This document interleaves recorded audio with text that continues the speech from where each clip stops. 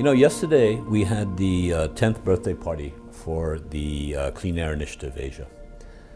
This is a network that we established together with the World Bank and USAID back in 2001 because we felt a lot more attention had to be placed on air quality management in Asian cities.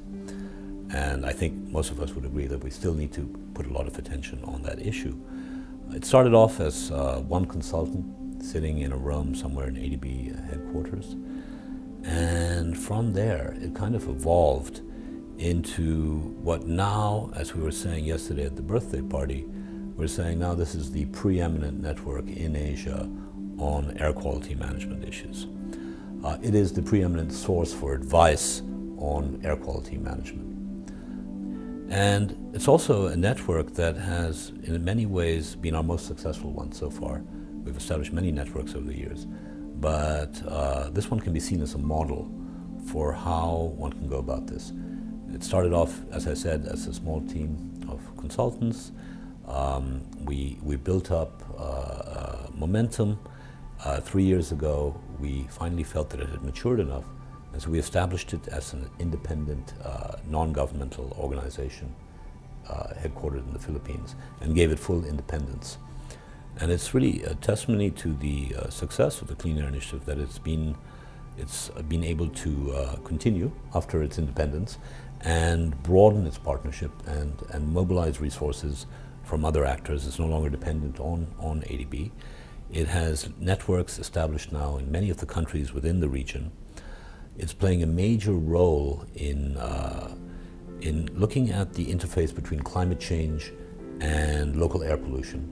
And this is an important one because often in the excitement about climate change, one forgets that in many of our developing countries, it's local environmental issues that are actually the most important ones for local people and the ones that can have an immediate impact on people's lives and welfare. And so the Clean Air Initiative is looking at that interface between minimizing local air pollution and, of course, greenhouse gases. And so that's a win-win at local and global levels. And that's what makes it so relevant. The Clean Air Initiative has been really instrumental in laying the intellectual foundations for ADB's new Sustainable Transport Initiative. The kind of work that Clean Air Initiative was doing 5, 8, 10 years ago was on bicycle paths. It was on bus rapid transit. It was on building awareness within DMCs on the need for this. And I think it played a big role in creating demand within DMCs for sustainable transport options, which has allowed ADB now to move forward aggressively with a major program which will translate into eventually billions of dollars worth of investment in DMCs on alternative modes of transport. So I see this as being, the Clean Air Initiative Asia as being one of the great successes in knowledge networking and translating knowledge into eventually policy dialogue, capacity development and investment, which is what the bank does.